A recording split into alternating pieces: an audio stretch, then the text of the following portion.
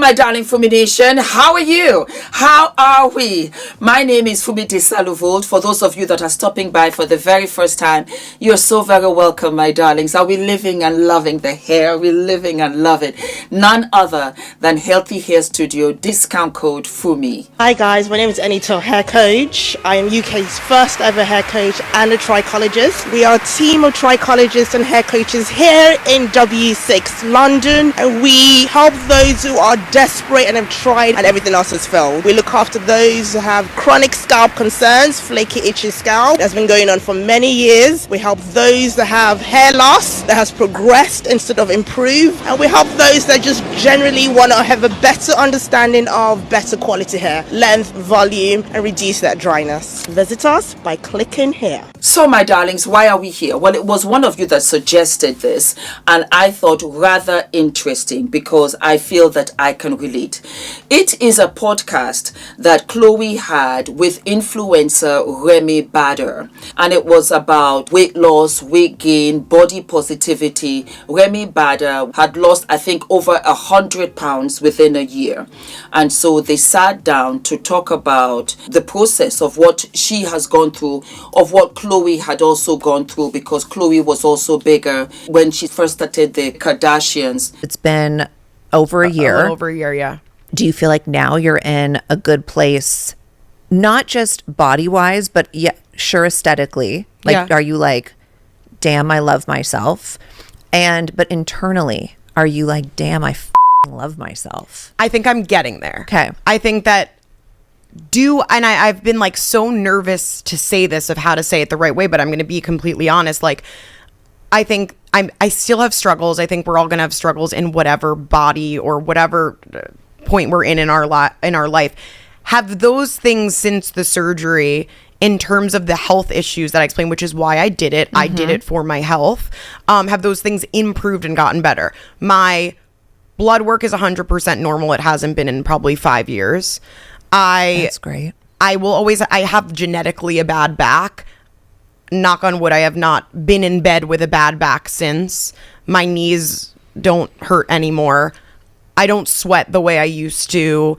I fully got my periods back to normal. Like, so many things I have more energy than ever. But the things that you can't see, and that's what I think people on social media sort of forget. Like, yes, you might see this happy-go-lucky girl while I'm filming this content, but internally, for a lack of a better term, you're sort of killing yourself because you're not prioritizing your health. So your internal health. I was like deteriorating in every way, and it wasn't just physical health. It was my mental health, my physical health, my emotional. I was like completely lost myself. I would not look at myself in the mirror like for over a year. Like, I would literally like try and look at like maybe just the glam I got in just my face. I would not connect my face with my body. Like, I completely just disconnected myself. So yes, since then I've fully been working on like trying to reconnect myself. Like, I look very different. I also could not control the amount of weight that I lost. I did not want to. I'll be completely honest. I'm probably the only person that's ever gone into a weight loss surgery and been like, how do I make sure I don't lose too much and I stay curvy? Like, he was like, no, like after the fact. And I was like, I literally like have called him and been like, what can I do to stop the weight loss? Like, I didn't want to get to this point. I wanted to still be able to be healthy but curvy. I loved my curves. I always have. I feel like the negatives, I guess, are a little bit of like, I've definitely lost a little bit of my identity in myself. But then I think, when did I even have that? Because I wasn't big enough at a point to be plus size when I became online. Then when I became plus size, I was too big to do stuff. Like, I became too big to even do stuff with these fashion brands and designers, because then I was too big. Like, people were giving me all these names and titles of what I was, what I wasn't. You're not body positive, this. Now I'm too skinny. I'm like, I just don't. It's exhausting. It's exhausting. It's exhausting to like, which avenue are you? It's exhausting. And I think the point is we have to stop labeling people and either just enjoy them through your phones or don't. Like, it's like, to me, it's that simple. I have friends that have done the sleeve, which I said, and when they lost, when they got to the most weight they can lose, they didn't recognize themselves because they have identified so much as a bigger person before. that's the point of what you said before. How the hell was I supposed to share my thoughts that I'm still figuring out with everyone else? Because then when you say something as an influencer or content creator, someone with a following, people look at it as like they're going to listen to you. I know. And it's a lot of responsibility. It's a lot of responsibility. And I don't want to be a person that's a weight loss surgery advocate, because like, what if they have this bad recovery? Like I want to be so open that I had a horrible recovery, but that I do feel better now. Right. I want to share both sides to it. I think that's important. I'm still processing all of it. It took me a while. I mean, I lost over 100, probably over 140 pounds in less than a year. Wow. I don't even know. I didn't even realize. Right. So I always say to people, because my journey, I always say there's not a one size fits all. Yeah. Because I've tried everything under the sun. I used to binge eat. It was horrible, and I get that guilt. You binge eat, it feels so good in the moment, and then as soon as you're done, you're crying and the shame and the guilt, and then the next day, for some reason, you sort of do it again. I used to have that same situation. I didn't go to the Overeaters Anonymous and stuff like that. I don't really know what I did therapy, but it's a horrible feeling. I've gotten control through my workouts. Like that's how I work, but everyone's different. And she talked about how, she was treated differently when she lost weight. Remi Bader also talked about how she was also treated, differently when they lost weight, how so many people are nicer, and she was invited to the red carpet, and how, it was just a complete, it was almost, you feel in many ways some sort of betrayal, because you haven't changed inside, but people have changed towards you because of the way that you look. She went on to talk about her relationship and how she was still mourning the loss of her relationship. And Khloé went on to talk about how she loved Lamar, 10 years, and she still remembers things in the marriage that she had with Lamar. Remi Bader had weight loss surgery. And she was very sick for like 6 weeks. She almost regretted it and suffered depression. And of course, her followers were asking, what did she do?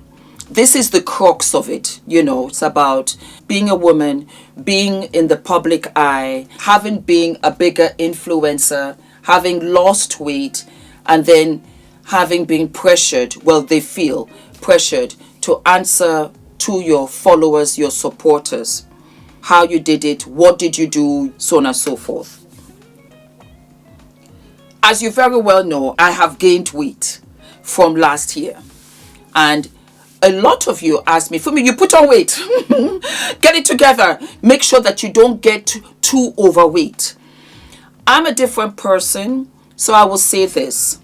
Fumi Nation and I have been together for 10 years. You and I have been riding together for over 10 years.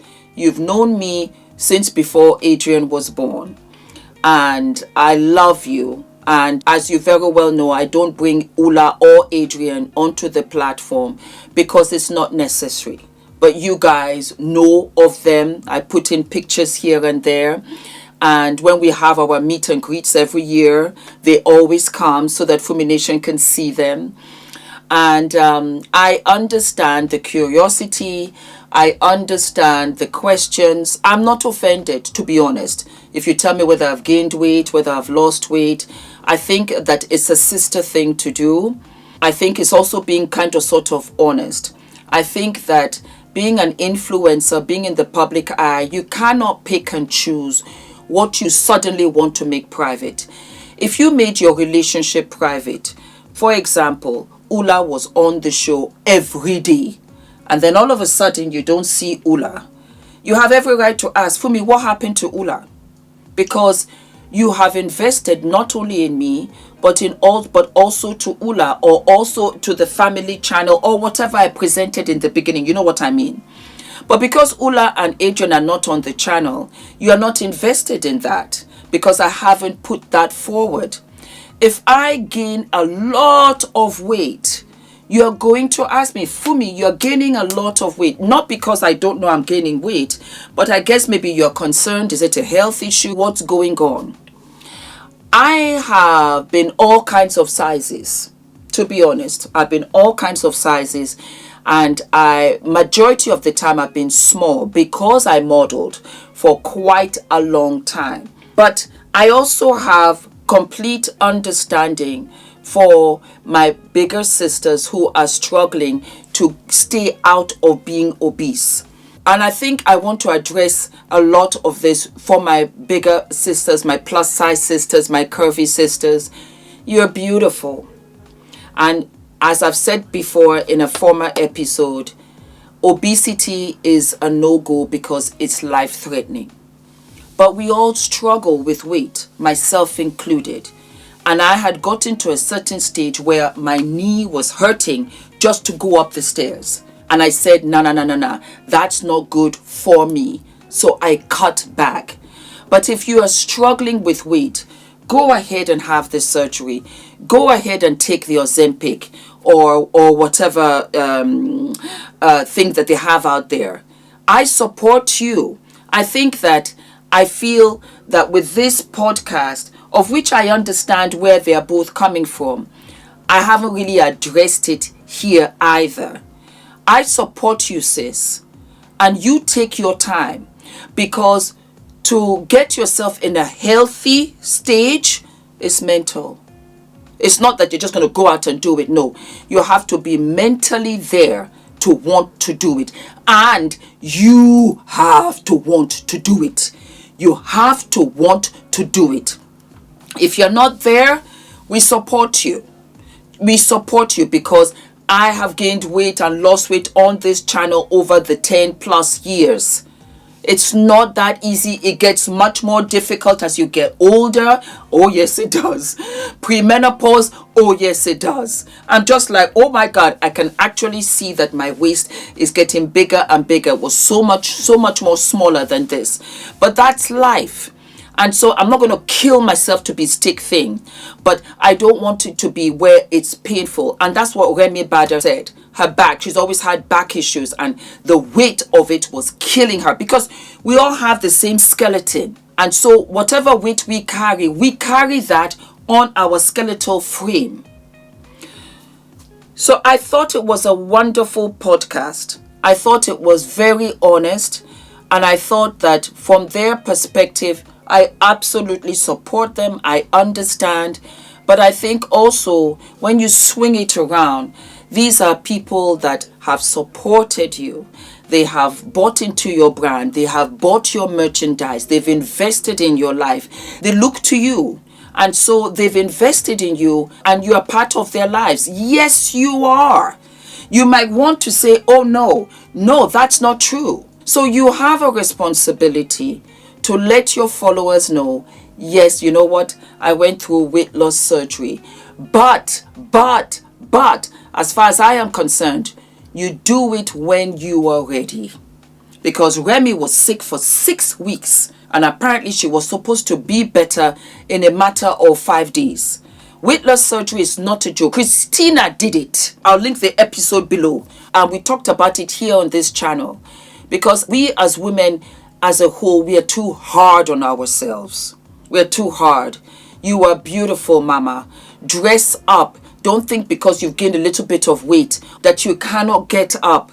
Wear your makeup. Do your hair. You are still beautiful, regardless of what people think. And before I leave, I'm going to say this.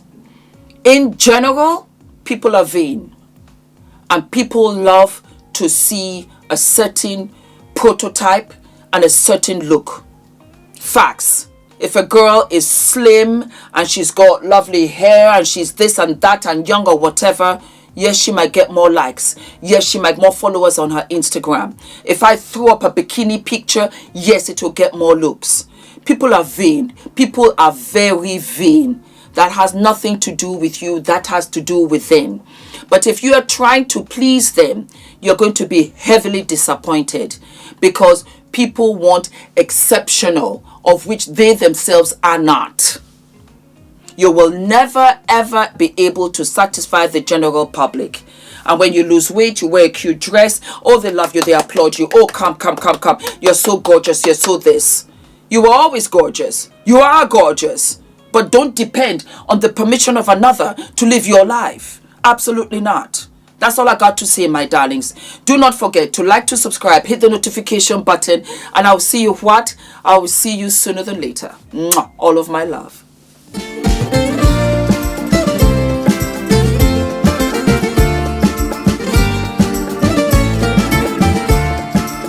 Value of the information that we were given. So it's not overwhelming. It was very clearly laid out. It was accessible, even for someone that's not familiar with public relations. Now I'm leaving, feeling more PR ready. What I thought I knew, I now know more. What I came to do, I've done so much more. If you are serious about really growing your business or growing your brand, then like this is really this is a must.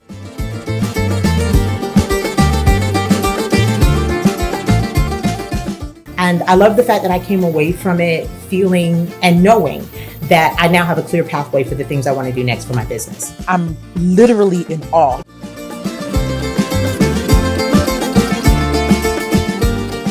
I feel like I can pitch. There's so many platforms that I've wanted to go on, so many podcasts or just things that I thought I can only dream about. But in this retreat and just through the classes and the sessions, I really learned how to actually reach out to those platforms, to those huge platforms. Know that when it comes to PR, Nina gonna put you together, okay? During our sessions, how she walked us through the playbook and she had us complete tasks. It gave us a sense of clarity.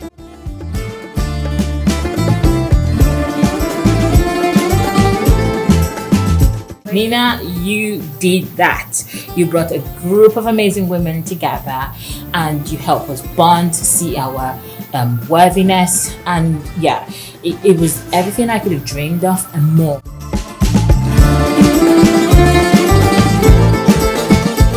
Yes, it's really been a unforgettable experience. This is by far the most impactful few days I've had in a very long time. Nina, you have no idea how profoundly your journey has impacted my journey. Don't even think about not signing up.